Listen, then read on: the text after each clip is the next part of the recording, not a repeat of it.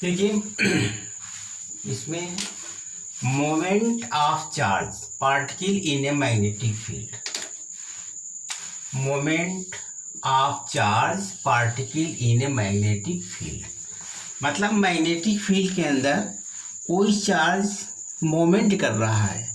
यदि वो पैरेलल में है तो उसमें फोर्स 0 लगेगा, अगर परपेंडिकुलर में है तो वो एक सर्कुलर फॉर्म में रिवॉल्व करेगा।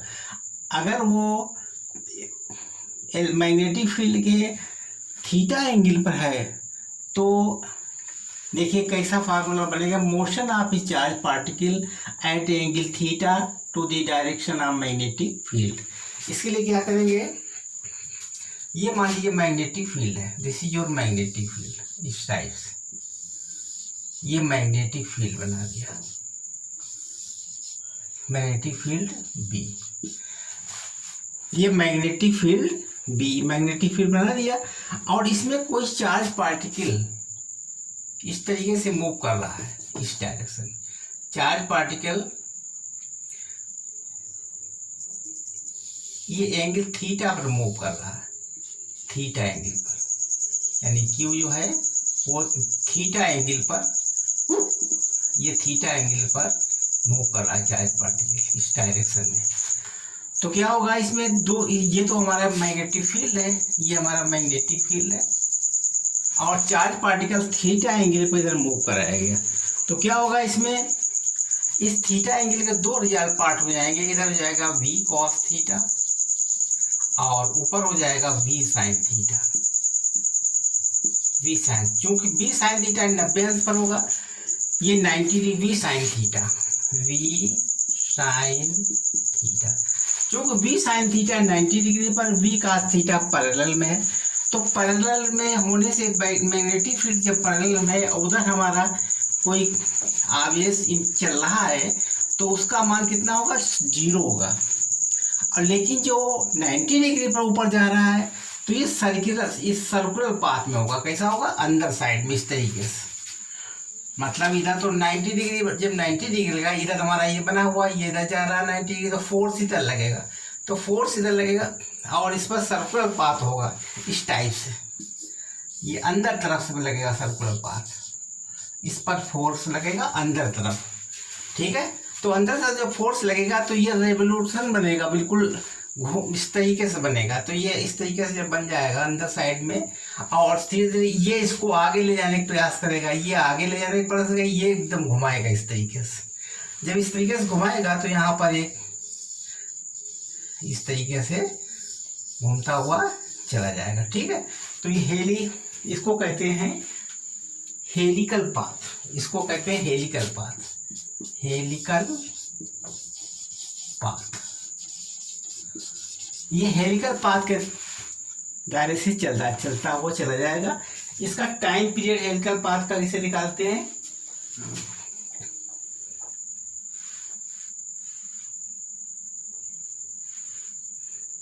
इसका रेडियस क्या होगा, टाइम पाथ रेडियस इसका कितना हो जाएगा, आर, इस हेलिकल पाथ का रेडियस, ये जो इसका बनेगा रेडियस कितना हो जाएगा, ये हेलिकल पाथ का, तो रेडियस बराबर हो जाएगा M B upon Q P. अभी पीछे निकाल चुके हैं सर्कुलर में, तो उसका हो जाएगा M B upon Q B. अब आर बराबर हो जाएगा रेडियस एम बी, ये साइन थीटा से चलेगा, sine theta upon Q B, ये इसका हमारा रेडियस बन जाएगा, हेलिकल पाथ का रेडियस। अब क्या होगा, M B sine theta upon Q B radius, ये हमारा बन जाएगा हेलिकल पाथ का रेडियस। और टाइम क्या लगेगा, टाइम होता है 2 pi R upon velocity V, R की वैल्यू रख दी है, वी की जगह पर वी साइन थीटा, वी लिखा हुआ, तो इधर वेलोसिटी कितना आ जाएगा, वी साइन थीटा। अब वैल्यू उसके रख दीजिए, ऊपर बिगाड़ दें इसको, ठीक।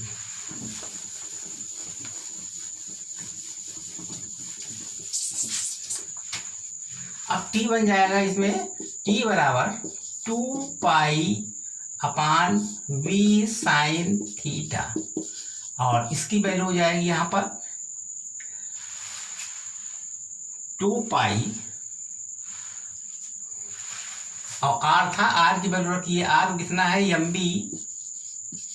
M B sine theta upon Q B.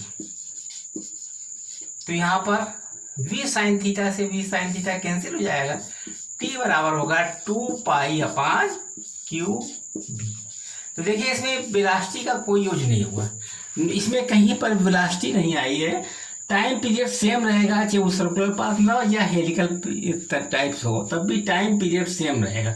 ठीक है, इसका पिच ज्ञात कर लेंगे। पिच क्या होता है, यहाँ से यहाँ तक की दूरी पिच कहलाती है। एक राउंड में, एक चक्कर में जितना आगे चलेगा, ये इसको आगे ले जाने, बी कॉस थीटा इसको आगे ले जाने का प्रयास करेगा, और बी साइन थीटा इसको घुमाने का प्रयास करेगा। तो इसमें जो पिच बनेगी, पिच क्या होती है, PITCH। जैसे आपने स्क्रू गेज में देखा होगा, पिच क्या होती है, एक चूड़ी जो घुमाने में जितनी वो दूरी चलता है, जितनी ज़्यादा दूरी चलती है, जैसे ये है, इसको जब एक राउंड घुमाइए तो घुमाने में जितना आगे पीछे चलता है, इसी को पिच कहते हैं। पिच क्या होता है, पिच यहाँ से चली गई दूरी कहलाती है। वो पिच किसके बराबर होती है, v cos थीटा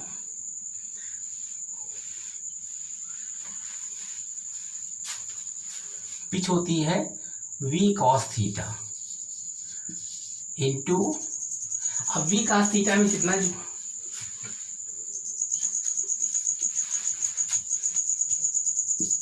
ये पिच कहलाती है v cos थीटा, मतलब t टाइम में कितना आगे बढ़ा है, v cos theta into T, v cos theta लिख दीजिए। और t की वैल्यू क्या निकाली थी, 2 पाई m, कितनी निकाली थी m की वैल्यू, 2 पाई अपान क्यू बी, 2 पाई m अपान क्यू बी। ये इसकी पिच आ गई, ये इसकी पिच आ गई। ठीक है, टाइम पीरियड भी निकाल दिया और इसका रेडियस भी निकाल दिया। ठीक है, टाइम पीरियड भी निकाल दिया हमने इसमें। जब हम आर की वैल्यू रखेंगे तो टाइम पीरियड इतना हो जाएगा। ये हमारा है हेलिकल पाथ होगा। हेलिकल पाथ समझ गए कैसे, देखिए यहाँ पर हमने थीटा एंगल पर कोई आवेश थीटा एंगल पर चलाया, मतलब इसमें इलेक्ट्रिक फील्ड जो मैग्नेटिक फील्ड था उसके पर थीटा एंगल पर हमने इसको चलाया। तो क्या हुआ, ये जब थीटा एंगल चलाएंगे, इधर देखिए यह है, अंगूठा इधर रहता है, उधर हमने इधर क्यों ले गए, और यहाँ पर जो लिखा, तो इसका मतलब अंदर साइड में इसका सर्किल बनेगा। अब ये अंदर जो सर्किल बनेगा इस टाइप से रिंग बनेगी, तो ये v साइन थीटा की बदौलत बन गई, v साइन थीटा से, और ये v cos थीटा इसको आगे ले जा रहा है। ठीक है, तो इसके रेडियस निकालने के लिए M B upon Q B, v की जगह पर हम v साइन थीटा का प्रयोग करेंगे। ठीक है, जैसे इसको घुमाया v साइन थीटा, और r बराबर होगा v sine theta upon Q B. ठीक है, अब t के जगह पे t होता है 2 पाई r, मतलब डिस्टेंस, कितना डिस्टेंस ने एक राउंड लगाया, अपान v साइन थीटा। ठीक है, जो वेलोसिटी थी v साइन थीटा, अब इसमें वैल्यू रख के हमने ये ज्ञात कर लिया, फिर बाद में पिच निकाल लिया, v cos theta into T pitch कहलाता है। अब देखिए इसके ऊपर वो सवाल देखिए, अभी हम सवाल लगाने जा रहे हैं। ठीक, आगे देखिए, ए charge particle having charge q accelerated through a potential difference v enter a perpendicular magnetic field, उस perpendicular magnetic field in which it experience a force F. If v is the increase to force P, then find the force on the particle. अब देखिए एक charge Q जो है वो magnetic field के perpendicular, जब perpendicular magnetic field के होगा तो वो सर्कुलेट होगा, सर्किल में होगा, और सर्किल में फोर्स कौन सा लगता है, एक F बराबर होता है QBB साइन थीटा, मतलब QBB होता है, F बराबर QBB, और दूसरा होता है सेंट्रीपिटल फोर्स, F बराबर mb स्क्वायर बटे r। कौन सा फोर्स होता है, centripetal force, F centripetal force होता है mb स्क्वायर बटे r। ठीक है, अब हमें इसी फोर्स से ही निकल आए mb स्क्वायर, क्योंकि इसमें सब चीज आ जाएगी, एम बी स्क्वायर आर होता है। अब एम बी स्क्वायर यहां पर देखिए आर बराबर होता है, अब ये तो सेंटीग्रेड फोर्स हो गया, ठीक है। अब इसमें आर की वैल्यू निकाल लीजिए, तो एफ बराबर हो गया एम बी स्क्वायर बटे आर। एम बी स्क्वायर बराबर होता है 2, क्योंकि के बराबर होता है 1/2 एम बी स्क्वायर, ठीक है। एम बी स्क्वायर होता है, ऐसे ही एम बी स्क्वायर जगह पर कितना हो जाएगा 2k बराबर M B square, M B square जगह पर 2k हो जाएगा 2k अपान आर, ठीक है। के बराबर होता है kinetic M B square, half M B square, M B square जगह पर 2k हो जाएगा। अब के जो निकला है, अब इसमें आर की वैल्यू लिख दीजिए, ऊपर निकाल दें, ठीक।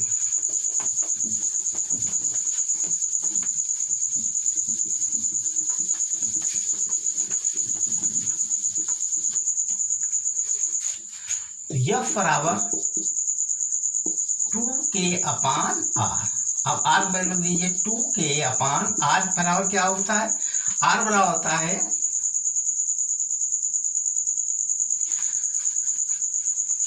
अब तुम देखते हैं यहाँ पर लिखते हैं 2k बराबर एम बी स्क्वायर लिखा हुआ इस तरीके से।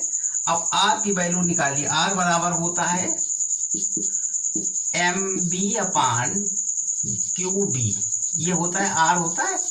आर बराबर किसके होता है, यहाँ लिख दीजिएगा, आर की वैल्यू है एम बी क्यू बी, ठीक है। ये हमारी आर की वैल्यू हो गई। अब एम बी का मान निकाल सकते हो, तो अब देखिए एम बी स्क्वायर, क्योंकि एम बी स्क्वायर बराबर किसके होता है 2k, ठीक है। अगर हम यहाँ पर एम स्क्वायर वी स्क्वायर बराबर कर दें तो 2k एम हो जाएगा, ठीक है। तो यहाँ पर एम बी स्क्वायर, तो एम बी बराबर किसके हो जाएगा, एम बी बराबर हो जाएगा √2km, तो यहाँ रख दीजिएगा एफ बराबर 2k क्यू बी अपान एम बी बराबर किसके हो गया √2km, ठीक है। 2k क्यू बी अपान 2km। अब 2k से ऊपर चला जाएगा, √2k हो गया ऊपर, और इंटू क्यू बी अपान √m, ये वैल्यू आ गई, ठीक है। बिगाड़ दे नीचे, ठीक। ये 4 मान दिए हुए, इसमें कौन सही है बाद में देख लेना। अच्छा, अब देखिए इसके बाद में, अब एफ बराबर √2k क्यू बी, अब क्योंकि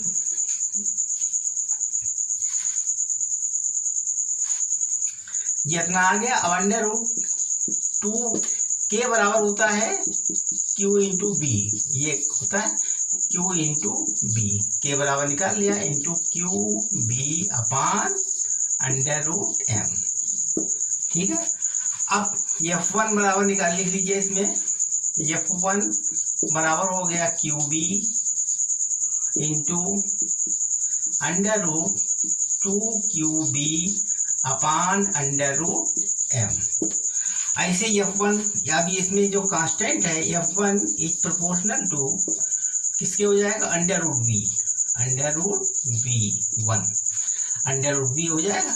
अब ये चूंकि b, ये इसी तरीके से F2 कितना हो जाएगा, F2 बराबर हो जाएगा √v2, ठीक है।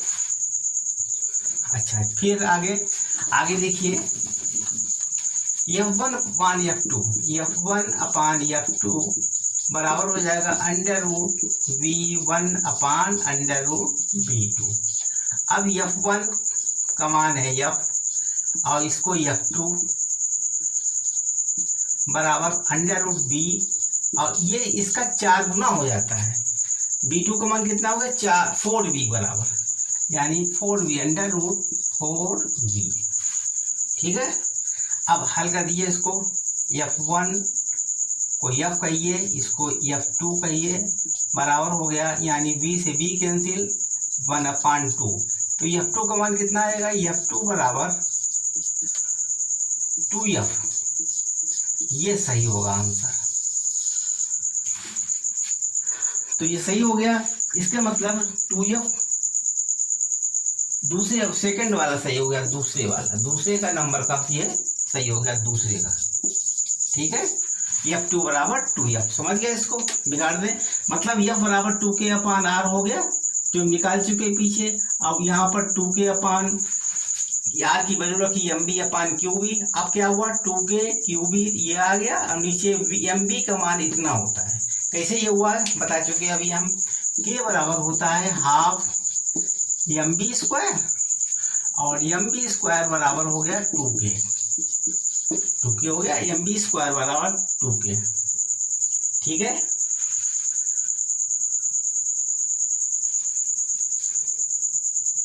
और यहाँ पर M² कर दिए तो यहाँ M आ जाएगा, मतलब MB बराबर हो जाएगा √2KM, वही 2KM यहाँ लिखा गया।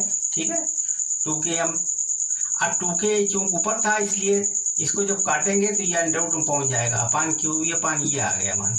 अब QB पहले लिख दिया, √QB/M लिख दिया, F ये हमारा F1 मान लीजिए, ये कांस्टेंट, बाकी सब चीज कांस्टेंट हो गई। अब F2 बराबर √B2 हो गया, जैसे √B1 ऐसे √B2 माने 4B के बराबर, ये चीज मालूम है तो इसका मतलब F2 बराबर 2F, इसका आंसर आ गया। ठीक है, धन्यवाद। आगे देखिए अगला सवाल, a proton and a alpha particle, मतलब प्रोटॉन भी है और अल्फा पार्टिकल है, enter a uniform magnetic field, magnetic field में इंटर करता है, कैसा करता है, perpendicularly with the same speed, same speed से, मतलब v = सेम।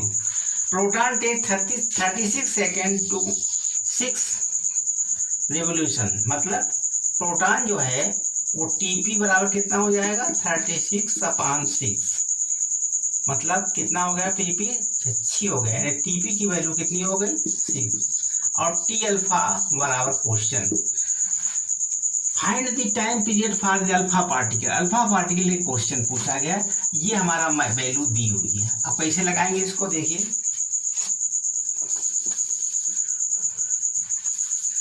अब हमें ज्ञात करना है T बराबर किसके होता है 2πm/QB, ये जानते हो, जब अल्फा पार्टिकल किसी, तो उसमें टाइम पीरियड कितना लगता है 2πm/Q, जब अल्फा का particle perpendicular to the magnetic field then revolute in a ring 2πm, जो में टाइम पीरियड लगेगा 2πm/QB। अब T बराबर निकाल लीजिए, T प्रोपोर्शनल टू m/Q, बाकी हर चीज खत्म हो जाएगी, ये कांस्टेंट रहेगा, ये कांस्टेंट, ये कांस्टेंट और ये कांस्टेंट, दो चीजें रहेंगी केवल m और q, तो T प्रोपोर्शनल टू m, इनसे ही दो का कंटिन्यू संबंध रहेगा बस। अब देखिए T1 प्रोटॉन है तो कितना इसका मान कितना हो जाएगा, m ही होता है, और Q प्रोटॉन का यही सेम होता है, T प्रोपोर्शनल TP हो जाएगा m पानी, परंतु T-अल्फा कितना हो जाएगा, T-अल्फा होता है m की जगह पर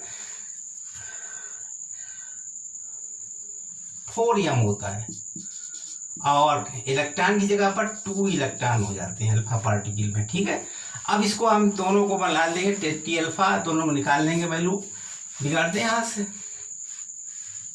बिगाड़ दें, ऊपर बिगाड़ दें,